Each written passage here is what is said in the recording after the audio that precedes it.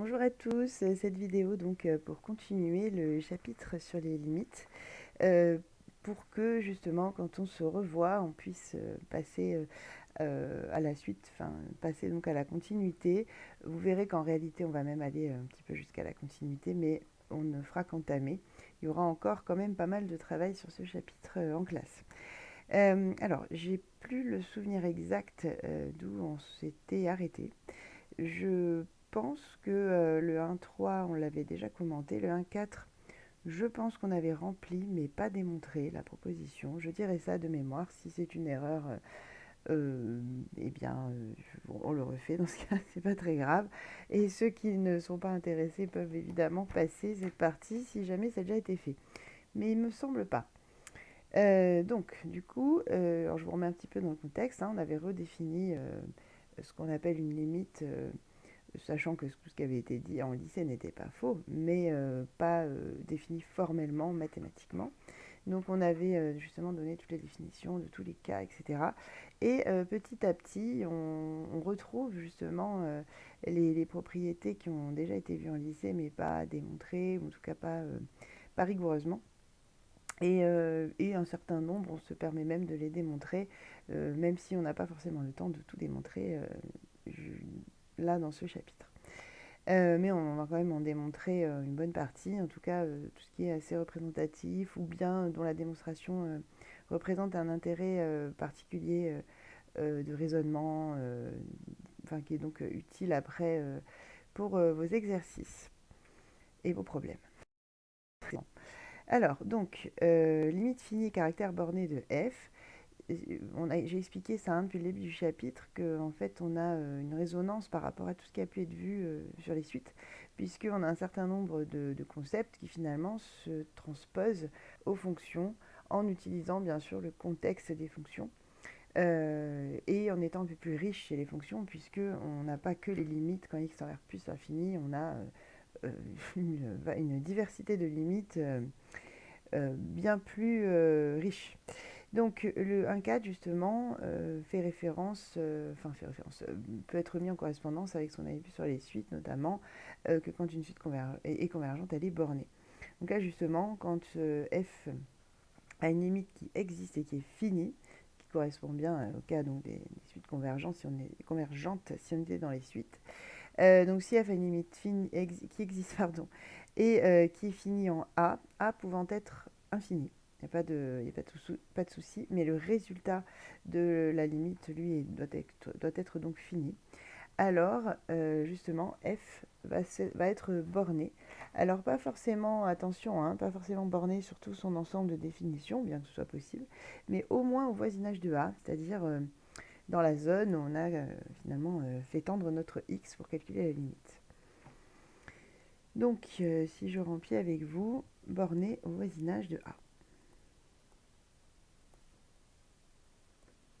Et pour les suites, on disait borné à partir d'un certain rang, ce qui revient au même, puisque n tendait vers l'infini, donc se placer à partir d'un certain rang revenait à dire qu'on se plaçait dans un voisinage de l'infini en admettant qu'on ne prendrait que les entiers quand on est dans les suites.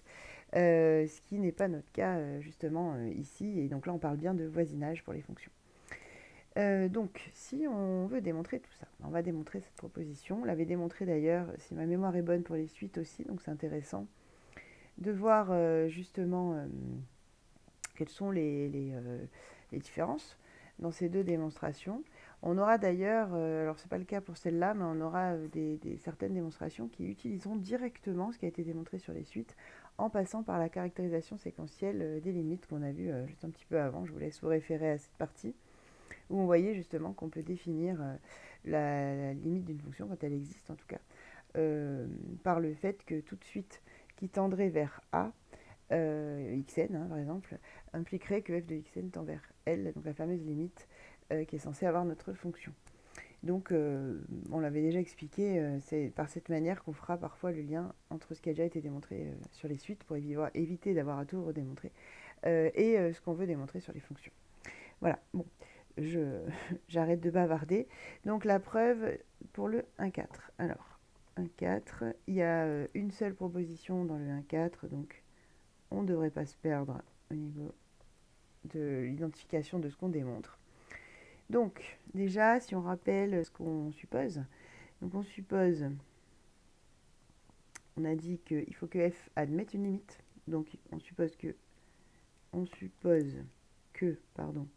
la limite de f en a existe et est finie.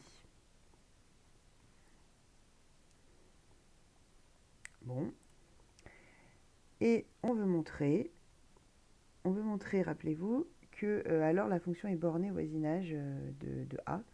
Donc ça revient à dire qu'on veut montrer qu'il existe M appartenant à R. Donc ça, ce serait... Ah oui, borné, on a dit, donc il m'en faut deux, pardon. M, grand M et petit m. Appartenant à R carré, bien qu'on aurait pu passer par la valeur absolue et n'avoir qu'un majorant, mais ça sera très bien. Donc on veut montrer qu'il existe du coup justement majorant, minorant. Autrement dit, ça donnera après des bornes.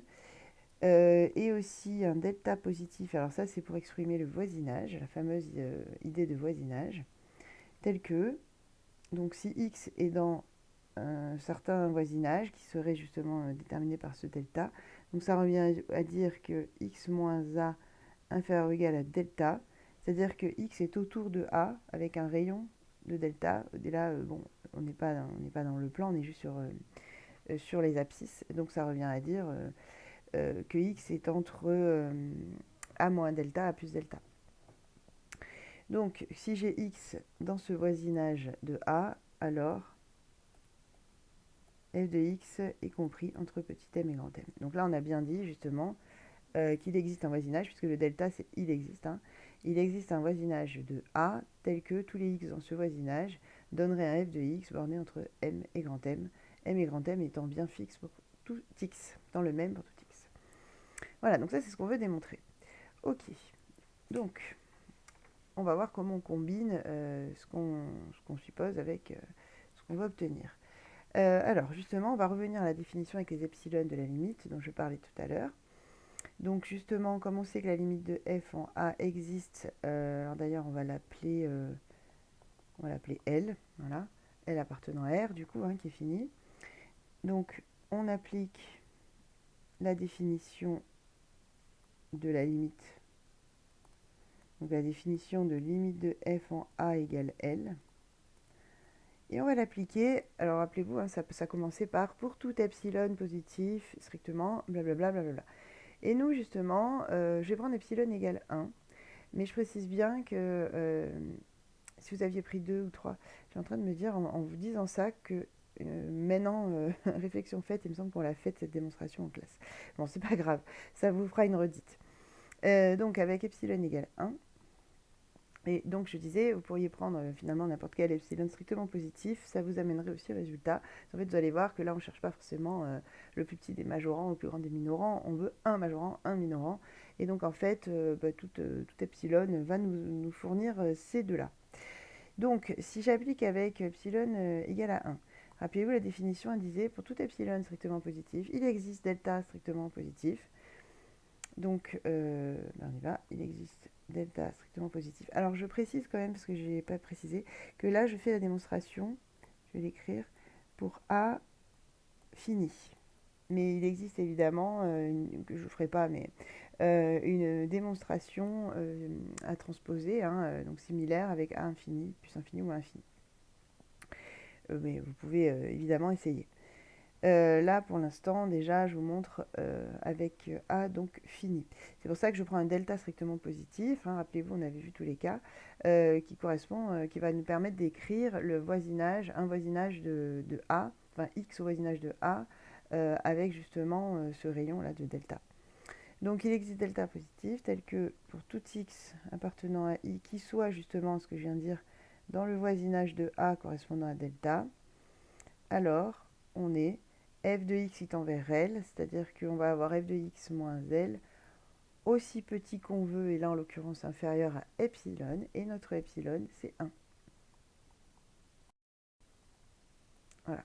Donc en gros, je dis comme f tend vers L quand x tend vers A, ça revient à dire que si je me place proche de A, donc dans un voisinage de A, alors f de x va être proche de L, autrement dit, aussi petit qu'on veut, donc par exemple, à une distance par rapport à L de 1, d'inférieur ou égal à 1 en tout cas. Voilà, bon, ça c'est on applique la définition, et ça, justement, cette inégalité, elle revient exactement à dire L-1 inférieur ou égal à F de x, inférieur ou égal à L plus 1. Et donc là, on vient de dire que dans un certain voisinage de A, on a f de x tout le temps compris entre L-1 et L plus 1, le nombre L n'étant pas dépendant de x.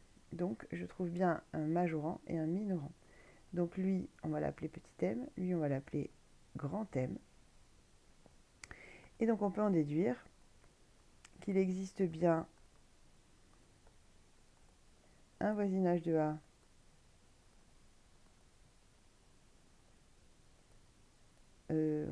tel que f soit borné.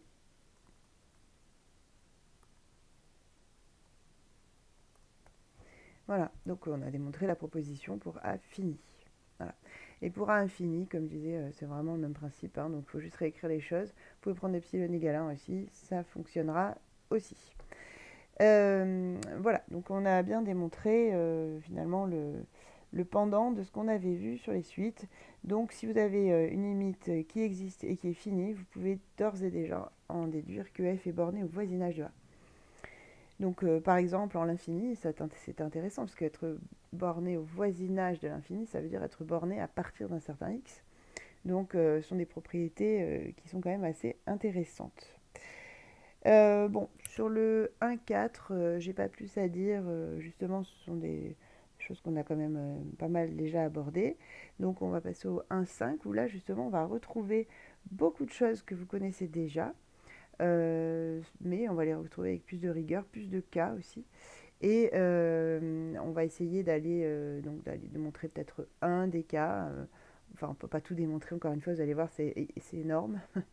Et puis on essaiera d'aller voir des exemples peut-être légèrement plus tordus que ce que vous avez pu voir jusqu'à maintenant, justement pour vous faire encore progresser sur ces notions.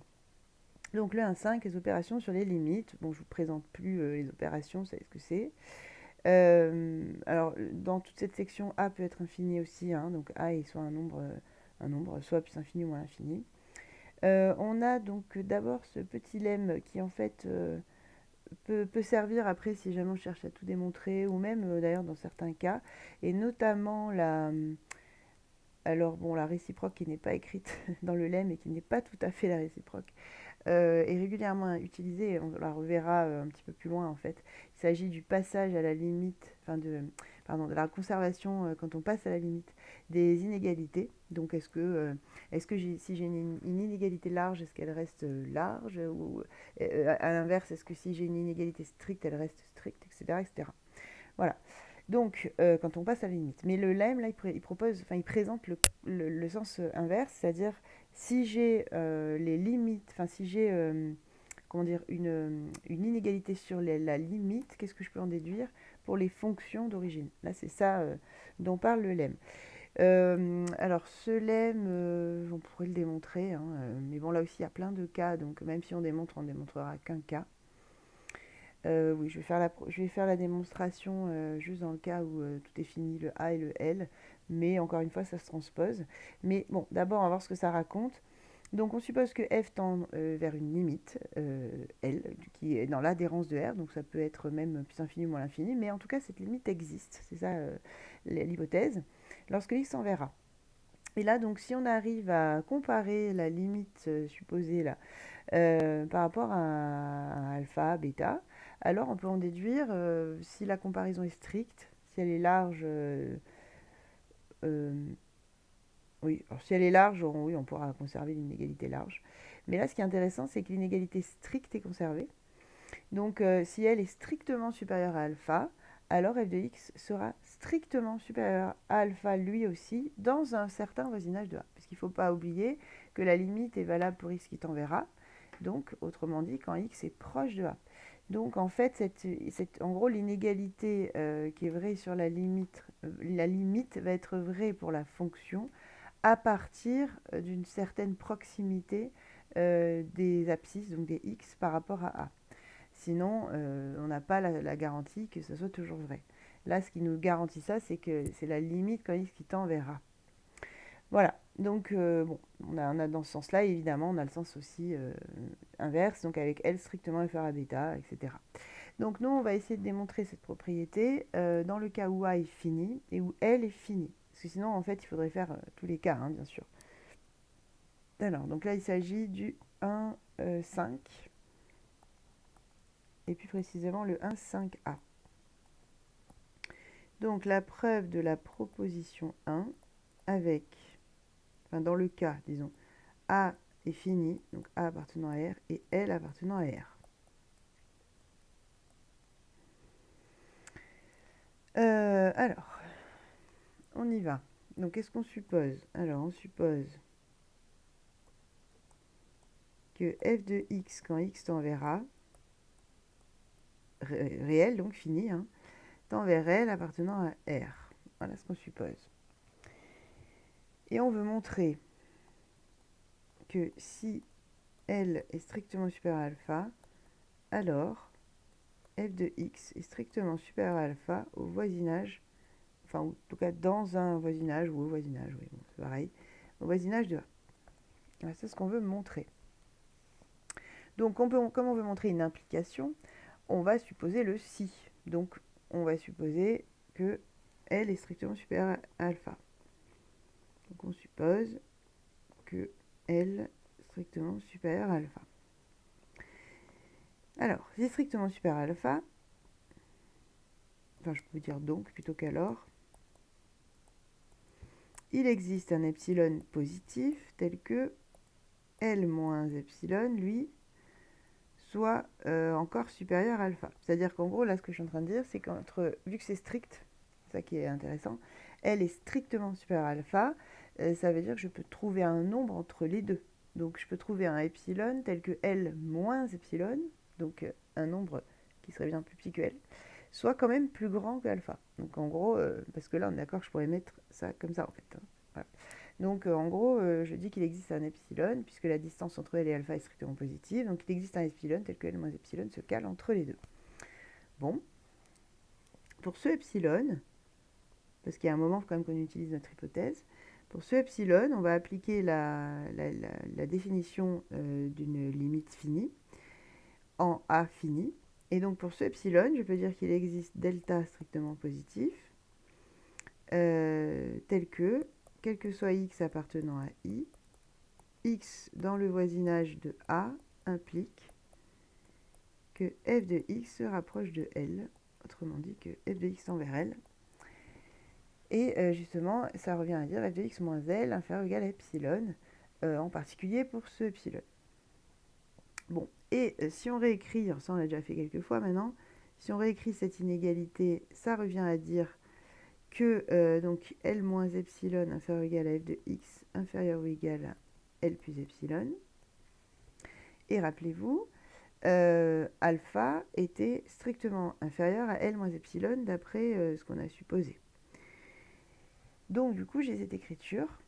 Et donc finalement, si je récapitule, je viens de démontrer que il existe, alors pour ce epsilon, il existe delta positif, tel que quel que soit x appartenant à i, x moins a inférieur ou égal à delta implique f de x strictement supérieur à alpha. Voilà, donc on vient là bien de montrer, parce que bon, je parlais du epsilon, mais en fait il n'intervient plus, hein, puisqu'on a basculé sur alpha. On vient de montrer qu'il existe un delta positif, tel que si x est dans le voisinage de A avec donc un rayon de delta, donc en gros il est dans un voisinage de A, il est proche de A, alors f de x est strictement supérieur à A. Donc il existe bien un voisinage de A, alpha, pardon. Il existe bien un voisinage de A dans lequel f de x est strictement supérieur à alpha. Et donc c'est bien ce qui était à démontrer. Voilà, bon, j'écris pas la phrase, hein, mais bon, il faudrait juste écrire ce que je viens de dire, hein. Il existe donc un voisinage de A pour lequel f de x est strictement supérieur à alpha. Autrement dit, f de x strictement supérieur à alpha au voisinage de A. Donc c'est bien ce qui est dit dans la propriété. Voilà, donc je passe les autres cas parce que bon, on avait déjà beaucoup à faire. Ce qui est intéressant sur cette propriété, comme je le disais en préambule, c'est peut-être la réciproque, qui n'est pas tout à fait une réciproque, justement. Justement, la réciproque est fausse. Alors, j'insiste pas trop parce qu'on va y revenir Je ne sais plus quelle partie c'est, enfin un petit peu plus loin, quand on parlera des conservations d'inégalités au passage à la limite. Mais juste pour commencer à vous sensibiliser à ça, sachant qu'on l'a déjà vu pour les suites, donc bon, ça devrait vous parler quand même. Donc oui, donc la réciproque est fausse. Si j'ai f de x qui est strictement supérieur à alpha, je n'ai pas forcément L strictement supérieur à alpha. Mais j'aurai L supérieur ou égal à alpha. C'est ça qui est faux, en fait. C'est de ne pas mettre le égal. L'inégalité stricte n'est pas conservée au passage à la limite, elle passe à une inégalité large. Donc réciproque fausse, en revanche, on peut affirmer que... Alors je l'ai écrit là, vous pouvez aussi l'écrire à part. Donc on peut affirmer que f de x strictement supérieur ou égal à alpha au voisinage de A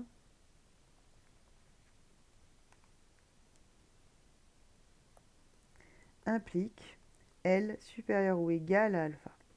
Voilà, L étant donc la fameuse limite dont on a supposé l'existence au départ de f quand x tend vers A. Voilà, donc ça, en revanche, c'est correct. La propriété, alors la petite remarque, là aussi j'ai déjà dit pour les suites, ce qui est intéressant en fait c'est le cas particulier de 0, c'est-à-dire quand on compare par rapport à 0, puisque ça va nous permettre, c'est-à-dire qu'une simple limite va nous permettre d'affirmer que dans un certain voisinage, on a f de x qui est positif ou négatif. Puisque si cette limite, elle, s'avère être 0, enfin pas elle, pardon, s'avère être supérieur strictement à 0, ça voudra dire donc qu'à partir d'un certain, enfin dans un certain voisinage de A, parce que j'ai pas dit en quoi je faisais la limite là, la fonction pourra être considérée comme positive. Et donc c'est intéressant quand on s'intéresse au signe des fonctions pour des x justement dans un certain voisinage. Donc par exemple pour des x très grands, donc là il suffit de prendre la limite quand x tend vers plus infini. Si on trouve une limite qui vaut 2, on pourra dire bon bah ok, on sait qu'à partir d'un certain rang x, enfin d'un certain, c'est pas un rang là pardon, une certaine valeur de x, on sait que la fonction restera positive. Voilà. Inversement évidemment, en moins l'infini ou même en plus infini d'ailleurs, mais pour les négatifs. Voilà. Donc tout dépend de la limite qu'on obtient. Donc je disais, oui voilà, donc ce que je viens de dire, c'est ce que dit la remarque. Autrement dit, si une fonction tend vers une limite finie non nulle au point A, en particulier, on pourra dire que cette fonction ne s'annule pas, puisque si elle est non nulle, c'est qu'à un certain moment, elle va être soit strictement positive, soit strictement négative. Et donc on peut être plus précis, comme je disais, si la limite est strictement positive, on sait qu'à partir d'un certain, enfin dans un certain voisinage, la fonction sera forcément positive. Voilà. Bon, c'est que de l'oral là. J'espère que c'est clair pour vous, mais j'essaie d'avancer, mais bon, en même temps il y a des choses à dire. La propriété 1 bis, en fait, elle découle. Enfin, c'est le même principe, sauf que cette fois on compare deux limites entre elles. Donc on imagine qu'on a une fonction f qui tend vers L, une fonction g qui tend vers L, donc elles ont des limites qui existent, etc., qui peuvent être infinies. Là aussi les limites. Si les limites sont strictement rangées dans un certain ordre, alors les fonctions aussi au voisinage toujours de A, c'est-à-dire l'abscisse en laquelle on calcule la limite. Voilà. Donc si on est assez proche de A, on pourra affirmer que f de x est strictement inférieur à g de x comme leur limite. Voilà, bon évidemment, si elle est strictement supérieure à L', ça marche aussi, etc. Et donc là, pour la propriété 1 bis, oui, que j'ai enfin mise à l'écran, il était temps, pardon. Pareil, ce qui est intéressant aussi de remarquer, dont on parlera, alors là, ce sera vraiment exactement ce qu'on dira quand on parlera donc du passage à la limite pour les inégalités, c'est que donc la réciproque est fausse, justement. De là vers là, ça c'est faux. Puisque justement, si on a les fonctions strictement rangées dans un certain ordre, les limites ne sont pas forcément strictement dans cet ordre-là, mais au sens de l'inégalité large, oui, ça va rester vrai. Donc, c'est quasiment la même remarque que la précédente, réciproque fausse. Je vous donnerai des exemples quand on reviendra là-dessus. Là, c'est pas le, sinon on mélange tout. Là, c'est juste pour vous sensibiliser à ça. Donc, en revanche, on peut affirmer que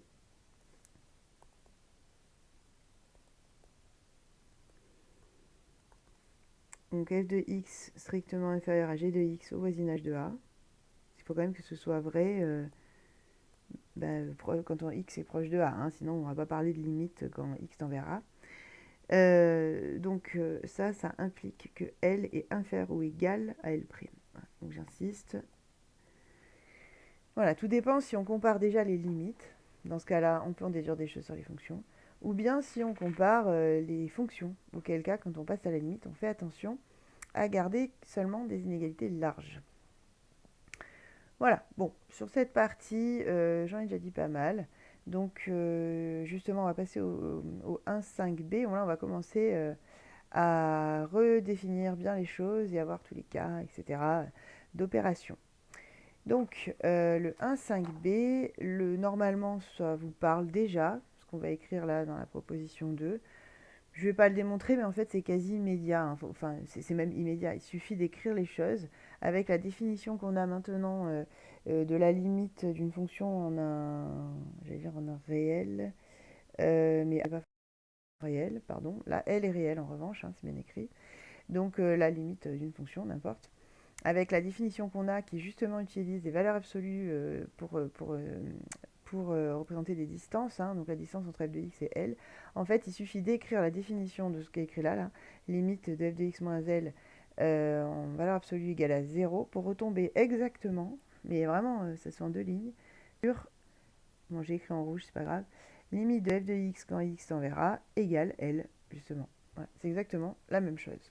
Mais ça devrait pas. Alors, la démonstration, vous l'aviez peut-être pas en tête, mais non, vraiment essayer, c'est faire une ligne. Mais en tout cas, le concept doit vous parler, puisque c'est quelque chose qui est déjà dit normalement dans le secondaire. La proposition suivante qu'on va démontrer, qu'on a déjà évoquée, notamment pour les suites, et que là on va démontrer, et qui possède même une autre démonstration dont on serait tout à fait capable. Mais là, c'est un bon exercice, donc on va le démontrer avec les epsilon, donc avec la définition la plus formelle des limites. Alors, qu'est-ce qu'elle dit déjà cette proposition? Donc ça va vous rappeler des choses normalement. On suppose qu'on a une fonction f qui tend vers 0 quand x tend vers a pouvant être n'importe quoi, et que la fonction g, donc rappelez-vous, quelque chose qui tend vers 0, qui est multiplié par donc une fonction justement qui va être bornée, voisinage de a, puisque là il s'agit après de prendre la limite quand x tend vers a. Pour les suites, on avait justement une suite qui tend vers 0 et une suite dont on fait le produit avec une suite bornée, va donner un produit qui tend vers 0. Et là, c'est pareil, c'est le même principe. Donc, j'écris ce que j'ai dit, autrement dit, donc borné voisinage de A.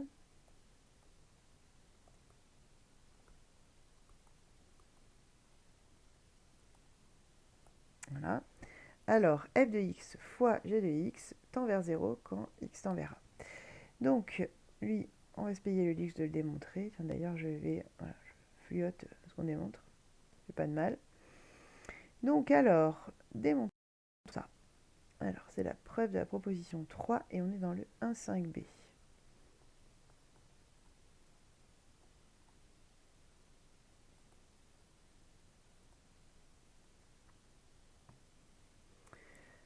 Alors, donc pareil, qu'est-ce qu'on suppose? Alors, on suppose que f de x tend vers 0 quand x tend vers a. Bon. Ok. Ensuite, on suppose que g est borné au voisinage de a.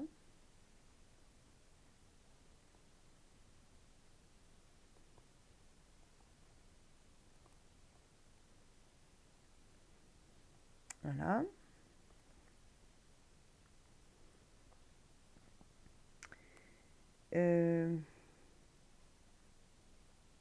Je vais juste vérifier quelque chose. Ok. On est bon.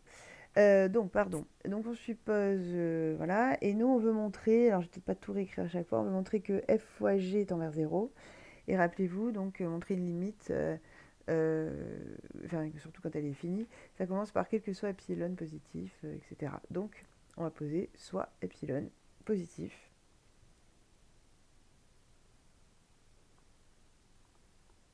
Strictement, bien sûr. On va utiliser, je vais les appeler H1 et H2, tiens, voilà, hypothèse 1, hypothèse 2. Donc d'après H2, donc parce que G est borné au voisinage de A, il existe. Donc là, vraiment, je vais réécrire, on en a déjà parlé tout à l'heure, hein, de cette définition formelle de borné au voisinage de A, je reprends la même chose. Donc il existe les bornes, donc petit m, grand M, telles que il existe encore le fameux delta qui va nous donner le voisinage de A. Alors là aussi, je n'ai pas précisé, je démontre pour A fini. Mais en fait, j'espère que vous voyez que c'est juste une adaptation, hein. Parce que là, en fait, s'il a été fini, on ne prendrait pas il existe petit delta. On prendrait il existe grand A. Grand A appartenant à R, etc. Et puis après, on s'adapte. Mais bon, voilà, c'est très proche. Donc il existe MM tel que et tel que, hein, bon je vais peut-être pas réécrire encore un tel que, x moins a inférieur ou égal à delta implique justement que, alors c'est G là, que G soit borné entre petit m et grand M. Voilà, donc là j'ai utilisé ma deuxième hypothèse.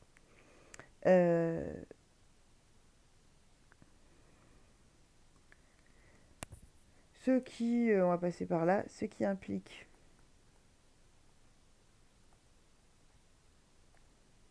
qu'il existe, je vais appeler K. Donc je prends K qui sera le maximum entre la valeur absolue de grand M et la valeur absolue de petit m. Donc l'idée étant d'écrire le fait qu'elle soit bornée un petit peu différemment pour en venir, pour avoir en fait après des inégalités qui vont nous arranger. Parce que notre but à la fin quand même, hein, c'est de montrer que quel que soit epsilon positif, il existe delta positif, tel que quand on est au voisinage de A, on est f de x, g de x moins 0, donc on va dire gx, g de x, en valeur absolue inférieure ou égale à epsilon. Donc il y a un moment où il nous faut des inégalités, enfin pour ceux qui se demandent d'où ça me sort tout ça, il nous faut des inégalités sur les valeurs absolues pour arriver justement à se calquer sur ce qu'on veut obtenir, ce qu'on veut démontrer.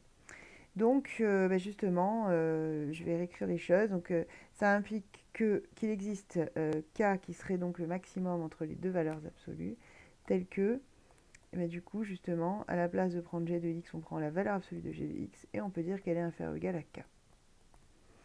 Donc effectivement, alors ça, je l'ai déjà démontré en fait, j'avais fait pour les suites, je ne sais plus si pour les fonctions, je l'ai fait aussi. On avait démontré justement que être borné, hein, pour une suite, ça revenait à majorer sa valeur absolue. Voilà, c'est exactement la même chose, donc je ne refais pas toute la démonstration. Mais c'est le même principe, ce qui est assez logique en plus. J'en étais, oui, là c'est bon. Alors ensuite, l'idée c'est que on va obtenir, rappelez-vous, je l'ai écrit là, on va obtenir ça.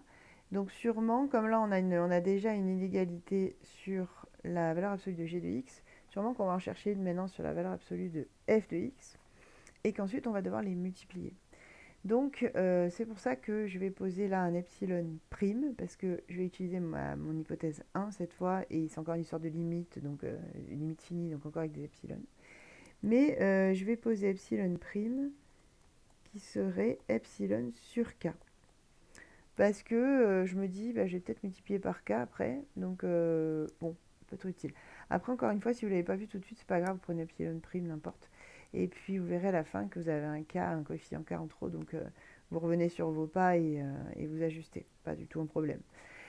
Donc, posons epsilon prime, qui est strictement positif, bien sûr, puisque k l'est et epsilon aussi. Voilà. Et donc, justement, pour ce epsilon, il existe delta prime. Donc là, j'utilise H1, je vais l'écrire, donc d'après H1. Voilà. Donc il existe delta prime strictement positif, tel que, justement, si je me mets dans le voisinage de A correspondant à delta prime, alors f de x moins 0, puisque la limite est 0, donc je vais laisser f de x en valeur absolue, est inférieur ou égal à epsilon prime, c'est-à-dire epsilon sur k. Donc ça, c'est H1 qui nous le dit, la définition formelle d'une limite. Bon, et maintenant, moi, j'aimerais combiner les deux. Et plus exactement, j'aimerais multiplier mes deux inéquations, ce que je vais avoir le droit de faire puisque tout est positif et dans le même ordre. Et rappelez-vous, c'était les deux conditions, hein, pour pouvoir multiplier des inégalités entre elles. il fallait bien avoir tout positif ou tout négatif, ça marche aussi, pour pouvoir multiplier. Voilà.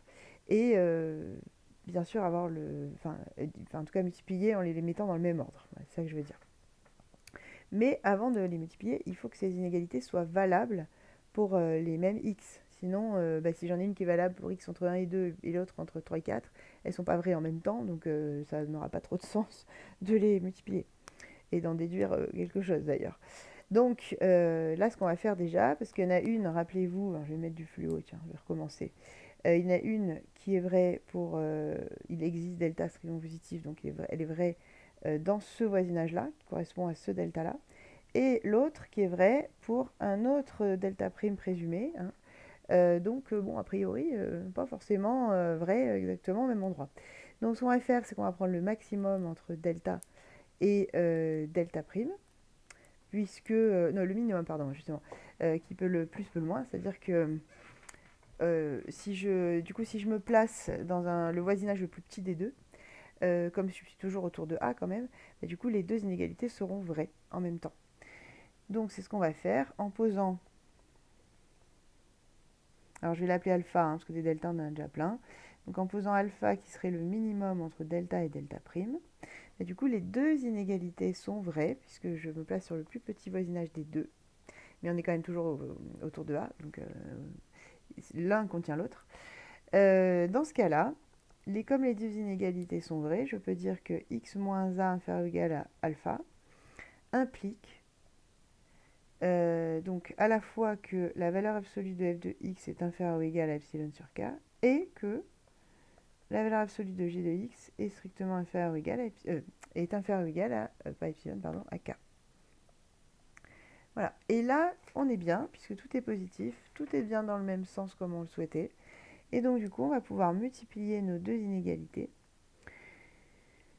Donc, pour x appartenant à i tel que x moins a inférieur ou égal à alpha, pardon, on a, et donc là, je multiplie mes deux inégalités. Donc, on va avoir f de x en valeur absolue fois g de x en valeur absolue inférieur ou égal à epsilon sur k fois k, autrement dit epsilon, qu'on peut écrire aussi, c'est ce qu'on voulait, rappelez-vous, f de x, g de x, moins 0, donc, qui sert à rien, mais c'est juste pour montrer que on a bien la limite 0, inférieur ou égal à epsilon. Et donc là, si on regarde bien ce qui se passe, parce que je ne sais pas si tout le monde a bien, enfin ça m'étonnerait d'ailleurs, tout le monde est bien saisi, parce que c'est quand même assez subtil pour l'instant pour vous. J'ai posé un epsilon quelconque, j'ai trouvé une distance, disons, de voisinage, enfin un rayon de voisinage, on peut l'appeler comme ça. J'ai trouvé un rayon de voisinage tel que quand x justement est dans le voisinage en question, alors on a ça. Et ça, c'est exactement, si vous recollez tous les morceaux, c'est exactement la définition de la limite de f fois g qui est égale à 0. Voilà, donc c'est la conclusion qu'on va faire, c'est-à-dire f de x fois g de x tend vers 0 quand x en vers a. Voilà donc pour cette démonstration. Ensuite, donc, un petit exemple, même si on en avait vu pas mal déjà avec les limites, je trouve que c'est quand même intéressant de rafraîchir tout ça. Donc un petit exemple là qui concerne ce qu'on vient de voir. Il est rapide, je crois pas que je l'ai mis dans le cours, celui-là, non, il n'y en a pas. Bon ben voilà. Donc la question ce serait de déterminer la limite de f de x qui serait donc sinus kx sur 1 plus k au carré x au carré avec k appartenant à R. Voilà. En plus infini. Voilà, donc justement, bon là on sait quand même ce qu'on cherche puisque je vous dis que c'est un exemple d'application, donc vous doutez qu'on cherche un produit avec une des deux fonctions qui tend vers 0. Donc là justement, je peux voir f comme sinus kx fois 1 sur 1 plus k au carré x carré. Je peux donc déduire que ma première fonction, elle est bornée, puisqu'il s'agit de la fonction sinus composée avec une fonction affine. Elle est bornée par moins 1 et 1. Bon, ça ne change rien, mais bon, voilà. Et que de plus, 1 sur, donc c'est 1 plus kx tout au carré, quand x tend vers plus infini, quelle que soit la valeur de k, ça va tendre vers 0. Donc, le produit, puisque j'ai une fonction qui tend vers 0 et une fonction bornée, le produit f de x, du coup, tend vers 0 pour x qui tend vers plus infini.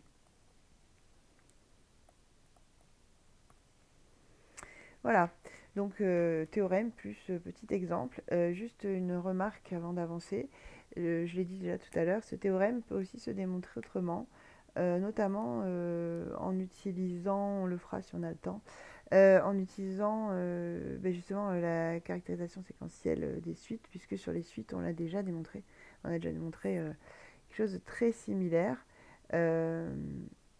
Puisque cette... alors, je prends des détours un peu, je fais des détours, mais cette caractérisation va nous permettre de démontrer le théorème d'encadrement. Et avec le théorème d'encadrement, on peut directement démontrer cette propriété 3. Voilà. Donc, bon, la caractérisation, elle est un peu cachée quand même. Ça dépend si on démontre vraiment tout. Ou si on s'appuie sur des résultats quand même déjà démontrés.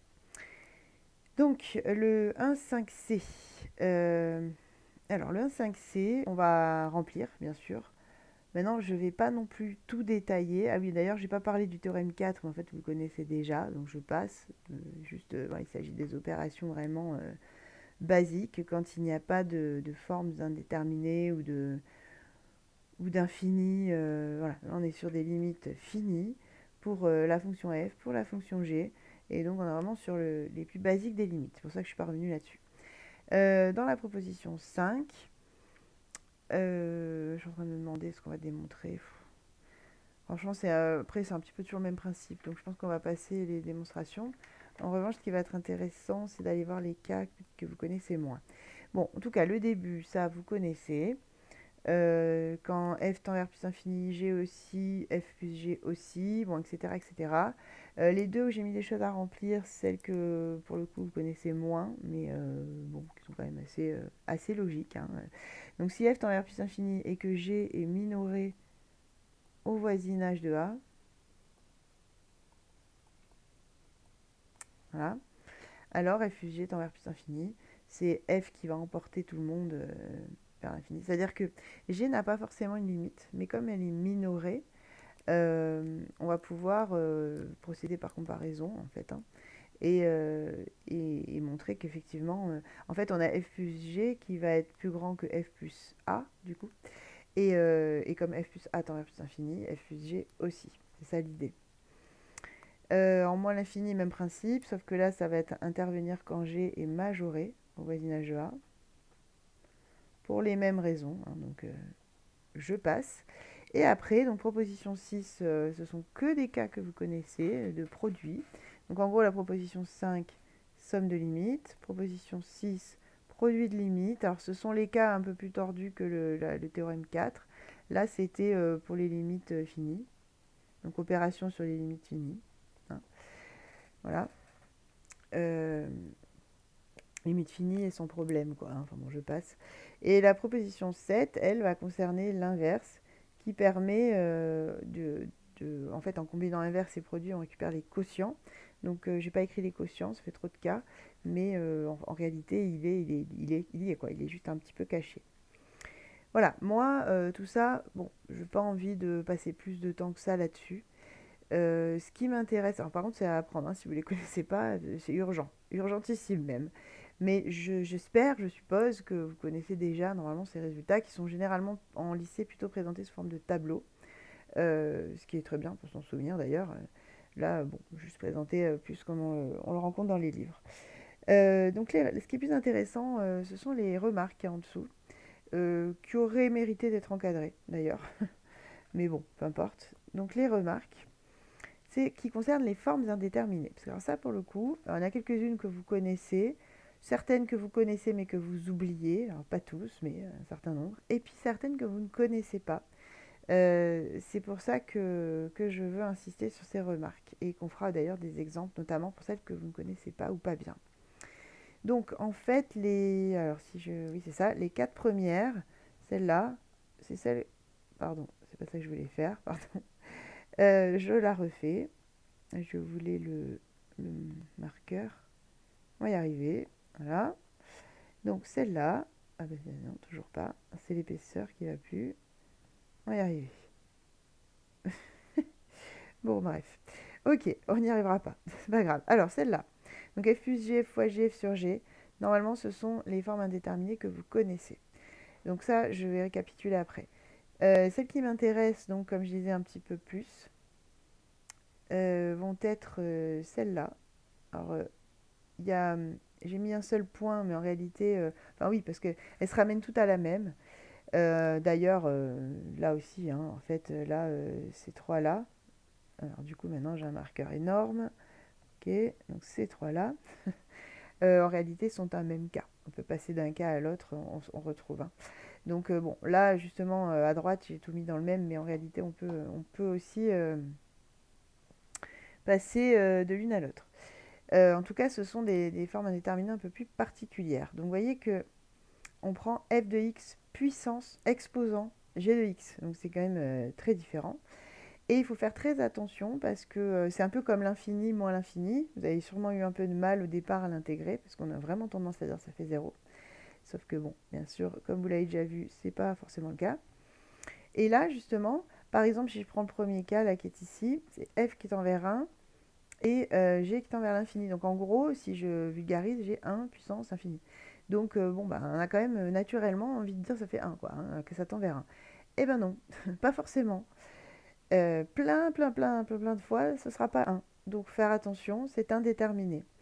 Parce que ben justement, le 1, attention, c'est une limite. Donc on ne sait pas, on est proche de 1, mais on ne sait pas vraiment à quel point on se rapproche de 1. Est-ce qu'on se rapproche vite ou pas? Et donc on a beau mettre... Enfin, donc, pardon. Et du coup, l'exposant infini peut vraiment changer la donne. En fonction justement de la façon dont la fonction f a de tendre vers 1. Pareil, la suivante, c'est quand j'ai l'infini puissance 0. Bon, alors celle-là encore, sûrement que quand même, enfin j'espère que vous verriez un peu anguille sous roche quand même. Bon, donc celle-là aussi, c'est indéterminé, on ne sait pas à l'avance. Et la toute dernière, 0 exposant 0, quand il s'agit de limite, ce n'est pas... attention, là, si la fonction f, c'est carrément 0, bon, là, c'est un petit peu différent, parce que là, elle vaut vraiment 0. On sait comment... Enfin, on ne s'approche pas, c'est carrément 0. Donc, forcément, on ne raisonne pas pareil. Mais là, on parle bien de limite, et donc 0 exposant 0 en termes de limite, c'est indéterminé. Donc, il faudra faire attention. Alors, justement, des petits exemples concernant les formes indéterminées. Donc exemple de forme indéterminée. Et bien sûr aussi, on va voir comment on lève l'indétermination. Parce que si c'est juste pour vous dire, ah, là, voilà, c'est une forme indéterminée, ça va pas être hyper intéressant. Alors, la première que je propose, c'est donc de calculer la limite de f de x qui serait 1 plus 1 sur x. C'est un grand classique, hein, exposant x en plus infini. Voilà. Donc à chaque fois, je vais essayer de dire pourquoi c'est indéterminé et de calculer quand même la limite. Donc pourquoi c'est indéterminé? Parce que là, je vais être du type, alors quand x tend vers plus infini, dans les parenthèses, ça tend vers 1, et donc je vais avoir 1 exposant infini. Ah oui, je suis en train de me dire quelque chose que j'ai oublié de faire, je vous ai dit que je le ferais, c'est de récapituler. Alors pardon, hein, vous allez vous dire c'est le bazar, mais j'ai peur d'oublier après. Donc, justement, si on récapitule toutes les formes indéterminées que vous connaissez, en général, vous avez vu en premier infini moins l'infini. Et ça, c'est vraiment à connaître par cœur. J'en ai 4, ça suffit normalement. Donc le 2, l'infini fois 0. Le 3, justement, oui. Donc l'infini sur l'infini. Parce qu'en fait, 0, on peut le voir comme 1 sur l'infini. Hein. Donc l'infini fois 1 sur l'infini sur l'infini. Et le 4, 0 sur 0.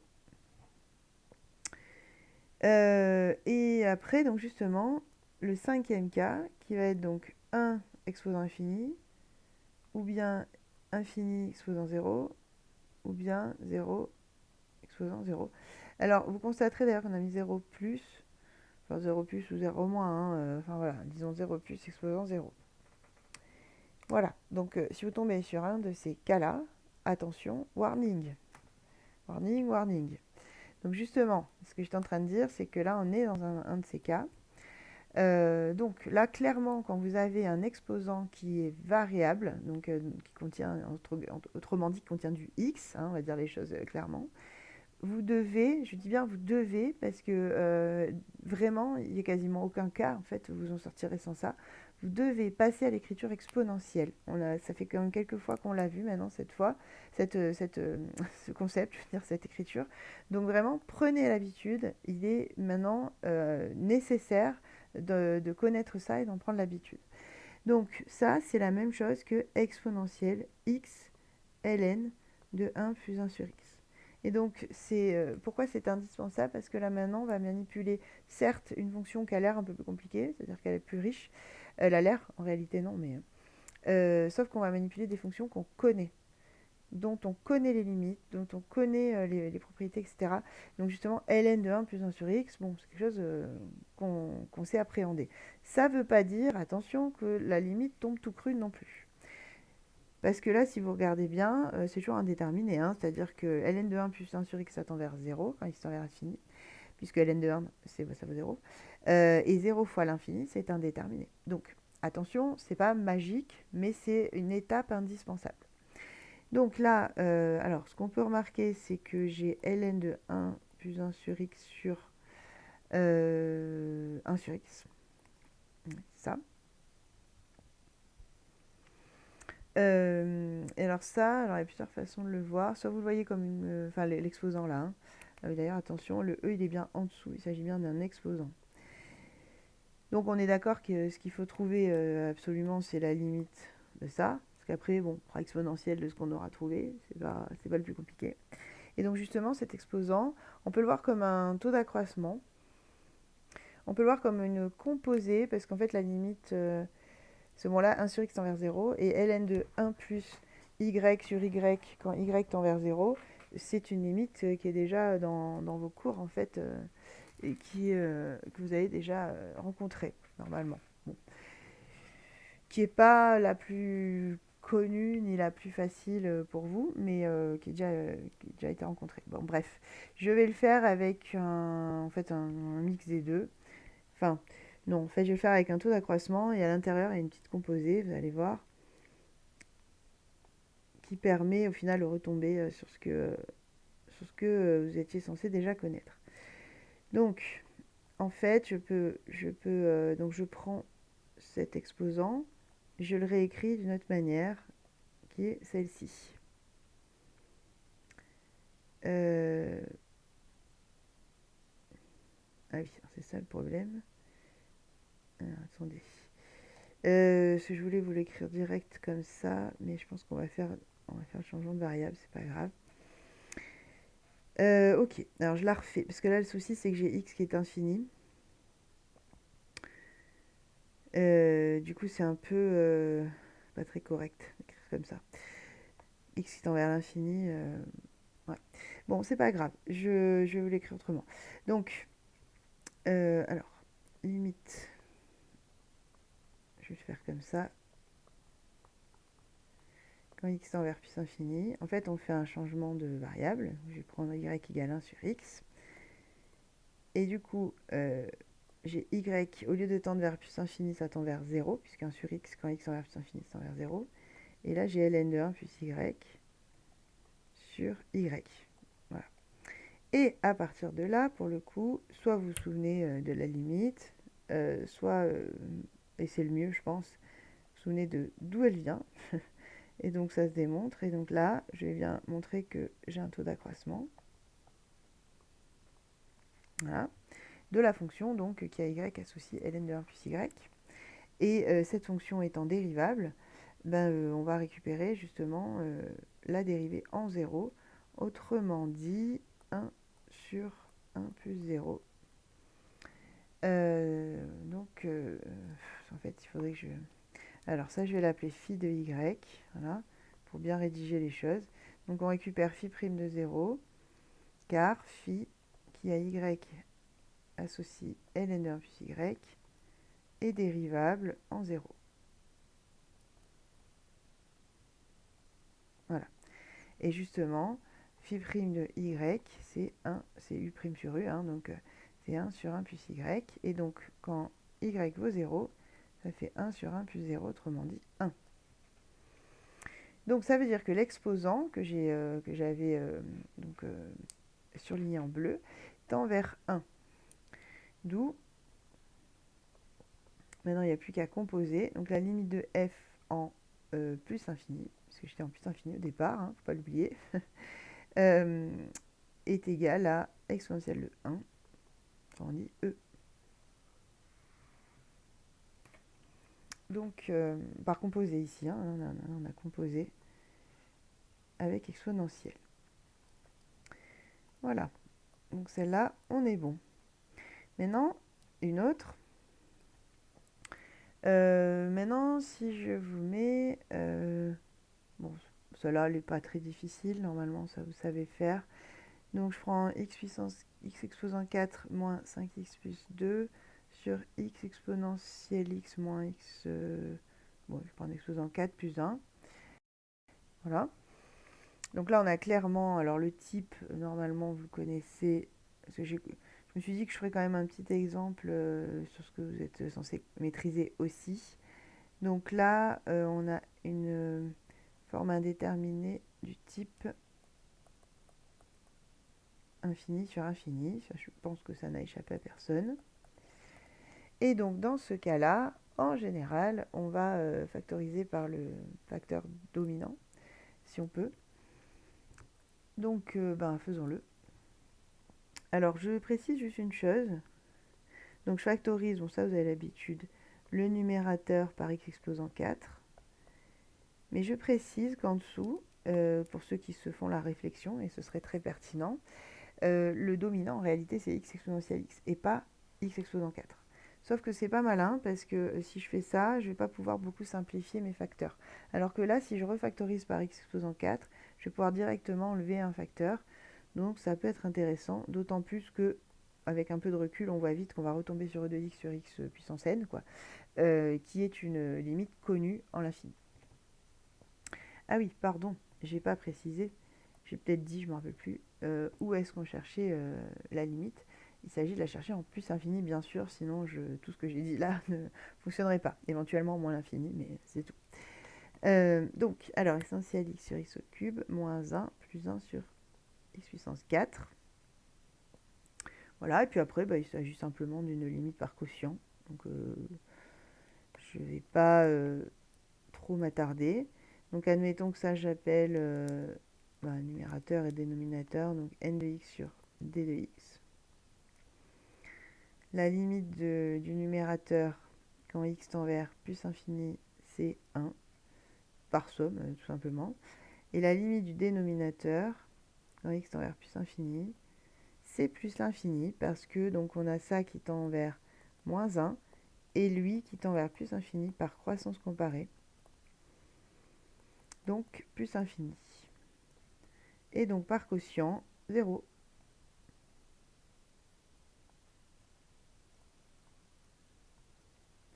Ça s'appelle g, je crois. Donc g tend vers 0 quand x tend vers plus infini. Voilà. Donc ça, c'était un deuxième exemple qui ressemble normalement à ce que vous avez vu déjà au lycée. Là, une troisième. J'en ai 3 ou 4 en tout, je ne sais plus, d'idées. La troisième, alors, on aimerait bien un autre type. Alors, si je prends h de x égale e de 3x sur x au carré à la puissance 1 sur x. Voilà, moi par exemple, si je donne ça en colle, en général, ce que je vois dans 90% des cas, c'est e de 3x sur x carré, ça tend vers plus infini en... Ah oui, pardon, j'ai pas précisé, on la cherche en plus infini. Donc justement, ça tendrait vers plus infini par croissance comparée. Bon, bah donc, quelle que soit la puissance, vu que x tend vers plus infini, 1 sur x est une puissance positive, et donc ça tend vers plus infini. Attention, ce n'est pas du tout une nécessité, justement, puisque là, on va avoir l'infini à l'exposant 0, donc on est bien sur une forme indéterminée qu'on a vue tout à l'heure.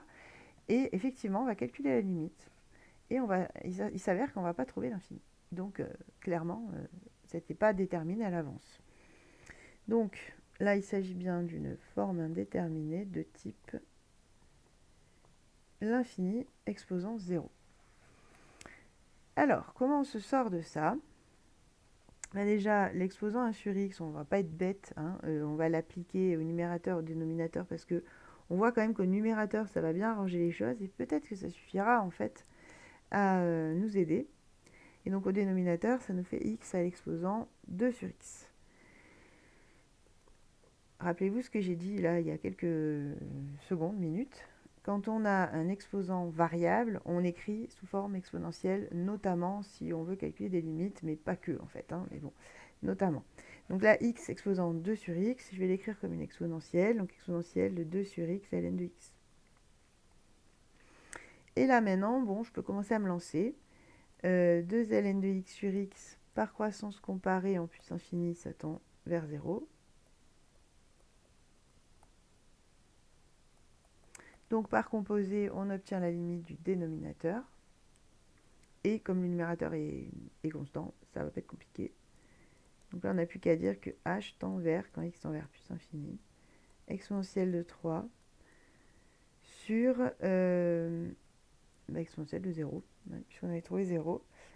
Et donc, en tout, on a e de 3 qui n'a rien à voir avec plus infini. Voilà, donc attention aux apparences. Et allez, un quatrième pour la route, parce qu'il y a un cas qu'on n'a pas... j'en ferai peut-être même encore deux, mais ils sont assez rapides. Alors, là, cette fois-ci, je vous propose k de x, qui serait écrit comme e de x à exposant 1 sur ln de x carré.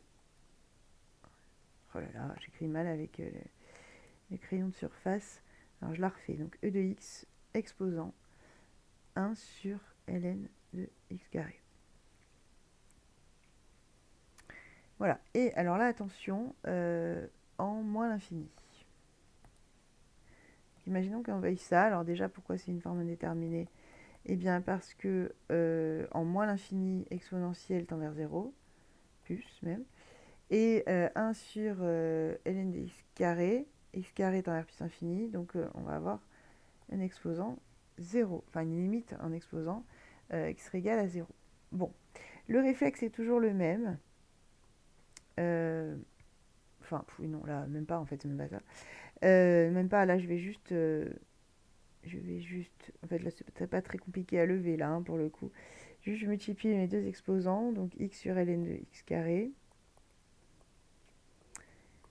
X au carré, on peut écrire directement que c'est 2 ln de x, donc ça va nous faire 1 demi fois x sur ln de x.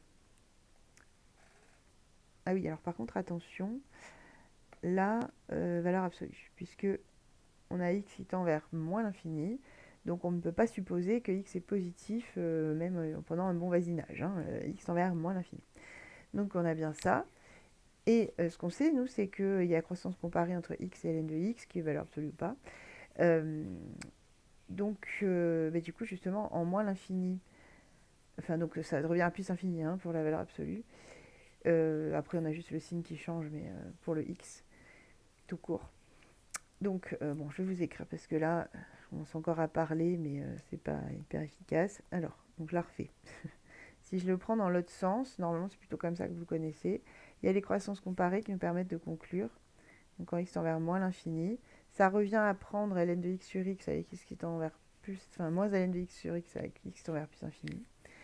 Et on sait que ça, c'est 0 par croissance comparée. Voilà.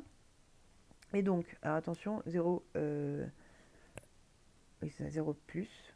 Ah non, 0 moins, justement, puisqu'on est négatif en dessous. C'est le x tend vers moins l'infini. Et le ln de x, lui, va tendre vers plus infini, va rester positif. Donc ça fait bien un résultat négatif, mais qui tend vers 0. Oui, c'est ça, donc 0 moins. Donc je disais 0 moins par croissance comparée. Et donc si je prends justement l'inverse, ça va tendre vers 1 sur 0 moins, hein, autrement dit, moins l'infini. Donc finalement, par croissance comparée, hein, c'est juste que j'ai inversé la croissance comparée habituelle. Du coup, voilà, on y est. Donc maintenant, on va composer. Donc par composer, on revient à notre fonction k. Donc par composer, k tend vers exponentielle de 0, quand x tend vers moins l'infini. Ah pardon, oh là là, n'importe quoi, c'est pas exponentielle de 0, c'est exponentielle avec moins l'infini en exposant, donc en fait 0. Voilà, voilà. Par composer. Je peux pas écrire exponentielle de moins l'infini, donc voilà. Ça tend pas vers 0 par composer. Ok. Donc ça, d'accord. Et donc on a vu quasiment tous les types. Bon, un petit dernier. Bref. Allez, il est pas long. On fait le petit dernier. Ça fera pas de mal. Parce qu'on n'a pas toujours le temps après dans les TD de s'entraîner. Donc si je prends h de x qui serait exponentielle de 1 sur ln de x fois ln de 1 sur x. Bon, en réalité, c'est pas difficile du tout. Mais c'est juste pour vous montrer là aussi que les choses sont piégeuses. C'est-à-dire que là, pareil, bon, on pourrait essayer de raisonner en se disant, bon, 1 sur ln de x, alors, ah oui, pardon, je ne vous avais pas précisé en quoi, en puissance finie. 1 sur ln de x, ça tend vers 0. 1 sur x, ça tend vers 0. Bon, enfin voilà, on pourrait essayer de raisonner comme ça. Sauf que, bon, il s'avère que, donc ça, je peux l'écrire.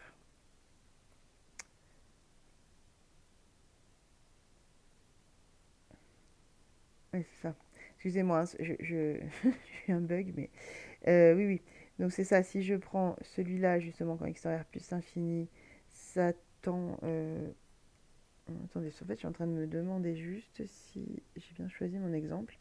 Parce que du coup, alors, 0, donc ça ferait 1, et l'autre, quand x tend vers...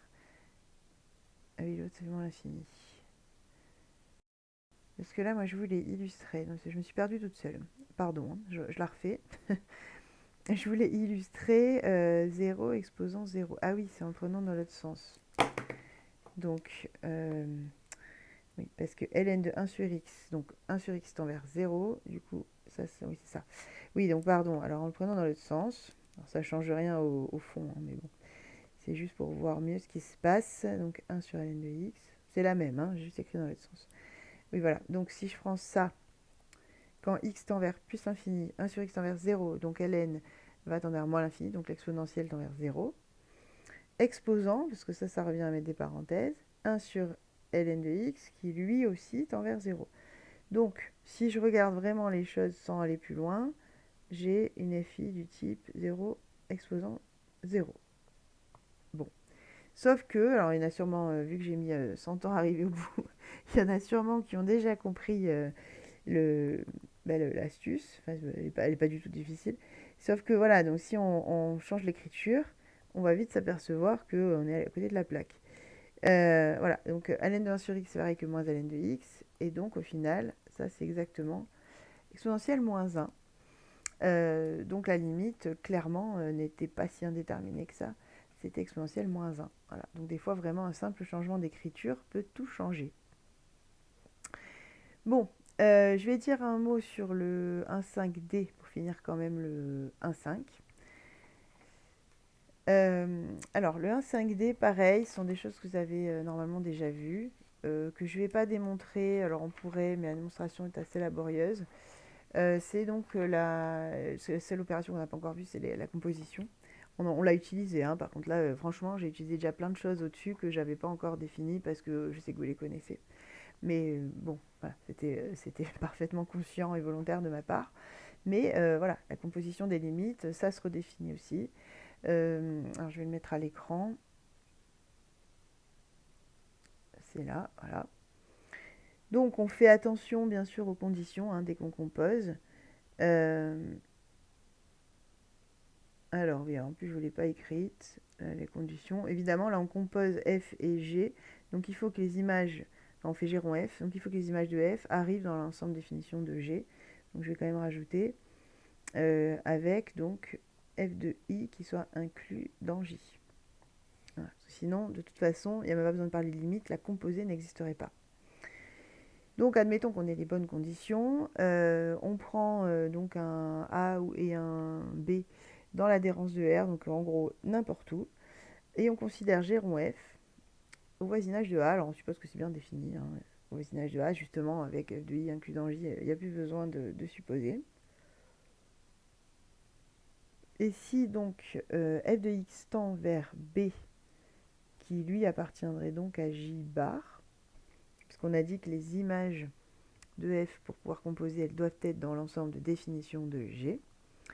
Donc J bar, ça veut dire J et le bord. Donc, quand on prend les limites, ça peut être l'intervalle, enfin l'ensemble à l'intérieur, ou bien le bord, l'adhérence. Et G de Y, on va dire donc qu'il a une limite et que cette limite, c'est L qui appartiendrait à R bar, donc justement, soit un réel, soit l'infini. Alors, G rond F de X, quand X tend vers A, tend vers L. Voilà, alors, si on écrit les choses peut-être de façon plus lisible pour vous, en fait, donc j'ai F et G avec les bons ensembles, etc. Donc ce qu'on est en train de dire, c'est que si j'ai F de X qui tend vers B quand X tend vers A, que lui, je l'appelle, donc le F de X là, je l'appelle Y par exemple. Maintenant, je considère l'autre fonction, je prends G, alors au lieu de mettre X, du coup je vais mettre Y parce que je sais que je veux composer. Avec Y qui tend vers B, alors on a supposé que ça tendait vers L. Et là, justement, si on regarde ce qui se passe, je vais prendre du jaune. Là, j'ai Y qui donc tend vers B. Et là, je prends Y et je prends G de Y avec Y qui tend vers B. Donc, en fait, je vais bien imbriquer les deux. Et en déduire par composé que G rond F de X, quand X tend vers A, toujours, hein, tend vers L. Et effectivement, là, on est en train de dire... donc justement, on obtient L au résultat quand Y tend vers B. Sauf que pour que Y tende vers B, il faut que X tende vers A. Voilà.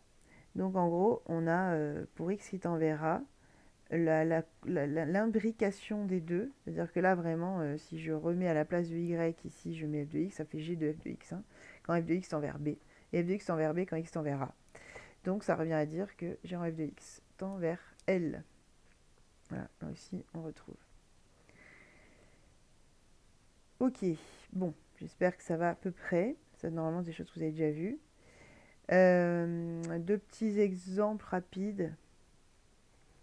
Donc, exemple pour ces composés, là, histoire de rafraîchir un peu la mémoire sur les notations notamment. Alors, je vais considérer pour le premier h de x qui serait exponentielle de x au carré moins x sur x fois x moins 1 au carré en moins l'infini. Ok, et je vais mettre la 2 direct, au moins si jamais vous voulez couper la vidéo et réfléchir. Donc a de x, il serait ln de e de moins 2x plus 1. Alors, le plus 1 est à côté, hein, pas dans l'exponentielle. Sur exponentielle moins x plus 1, le tout au carré. Et le tout dans le ln, en plus l'infini. Voilà, alors, donc le 1. Donc là, on vient de parler de composés. Il s'agit d'exemples. Donc, bon, vous pouvez essayer de faire le lien. Donc déjà, première chose qu'on peut remarquer, c'est que h de x, si je le réécris, c'est e de x au carré moins x sur x au carré moins x au carré. Donc, il y a quand même un pattern, hein, c'est-à-dire quelque chose qui se répète. Et c'est ça qui peut donner l'idée justement de rédiger et de réfléchir même par composition. Parce que ça veut dire que concrètement, je peux calculer d'abord donc justement... alors, comment je vais... Oui, alors, je vais faire ça en premier. Je vais écrire ça comme une composée justement. Donc c'est g rond f de x avec f qui a x associe x au carré moins x et g qui a x associe... alors je vais pas prendre x du coup, je vais prendre j'ai pris quoi tout à l'heure, y. Donc y, qui a, qui a y associé, pardon, y sur y, non, je vais y arriver, e de y, voilà, sur y carré. Voilà. Donc je sais pas si c'est clair pour tout le monde, mais effectivement, si je remplace y par x carré moins x, donc autrement dit, je fais g de f de x, ou g rond f de x, j'obtiens bien h de x. Bon, donc là j'ai bien posé mes fonctions. Et donc je disais tout à l'heure que le truc qui se répète, on voit bien que du coup, bah, le plus simple, c'est de commencer le calcul de notre limite par ça.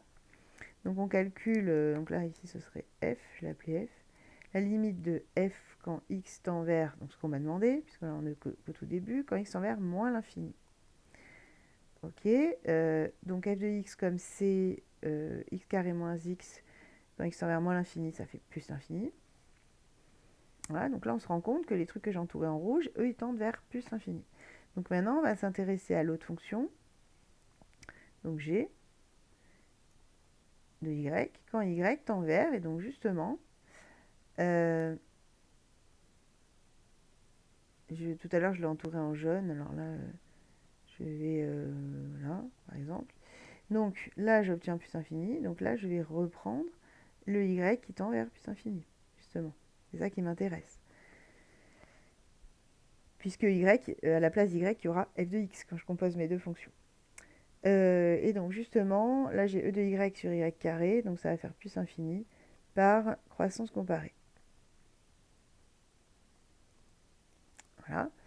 Et donc, maintenant, j'ai plus qu'à composer. Donc par composer, donc rappelez-vous, hein, par composer, à chaque fois, qu'est-ce qui se passe? Alors, si je reprends du bleu, je me retrouve avec le x qui tend vers le truc d'origine et j'obtiens le résultat final. J'ai fait vraiment tout mon raisonnement. J'ai commencé par ce qui est à l'intérieur et j'ai rajouté g. Donc, par composer, la limite de g rond f, c'est-à-dire h de x quand x tend vers, ici c'est moins l'infini, est égal à plus l'infini. Donc g rond f qui tend vers plus infini. Voilà, donc ça c'en est une. Et donc la deuxième, rapidement, et je terminerai la vidéo là-dessus parce qu'elle est déjà très longue. La deuxième que je vais faire par exemple ici. Voilà, donc dans la deuxième, alors c'est moins évident ce qui se répète, clairement moins évident même, mais on aperçoit quand même des étapes. Notamment, alors oui, il y a quand même un petit truc qui se répète, ça, je peux l'écrire comme e de moins x au carré. Donc déjà, je peux me dire, bon, finalement, une première fonction, ce serait le e de moins x, un tout petit morceau, mais bon, qui se répète quand même deux fois. Ensuite, on pourrait considérer, on pourrait la composer avec la fonction qu'on trouve à l'intérieur du ln, et ensuite composer avec ln. Ça marche. Donc, effectivement, ce qu'on va dire, alors comment elle s'appelle celle-là? K. Alors, peut-être pas écrire de cette couleur. Donc, K de x. On peut dire que c'est égal à h rond g rond f. Et oui, on peut composer plusieurs fois, pas un problème. De x avec, donc f qui serait la fonction qui a x associe e de moins x. G qui serait la fonction qui a y associe y carré plus 1 sur y plus 1 au carré. Donc là, vraiment, à la place du y, je suis censée avoir le e de moins x. Et enfin, h, alors y est déjà pris, je vais prendre u, qui serait ln en fait, hein, c'est-à-dire qu'on va faire ln de tout ce qu'on a déjà calculé. Voilà, donc ça fonctionne pas mal. Alors après, bon là je prends pas forcément le temps, mais si vous n'êtes pas convaincu par la composée, vous pouvez écrire, vous savez, les étapes en ligne, hein, avec x qui donne e de moins x, e de moins x qui donne e de moins x au carré plus 1 sur e de moins x plus 1 le tout carré. Et donc ça, c'est là j'ai appliqué g, et maintenant si j'applique h, etc. Voilà, vous verrez qu'effectivement ça fonctionne bien. Donc en termes de limite, on commence toujours justement par celle qui est la plus à l'intérieur, par celle qui est la plus imbriquée. Donc limite de f de x, c'est-à-dire e de moins x en fait, hein, quand x tend vers, alors là on était en plus l'infini. Non, oui c'est ça, on est en plus infini. Donc e de moins x, quand x tend vers plus infini, ça tend vers 0. Du coup, bah maintenant on prend la limite de la suivante, c'est-à-dire g de y.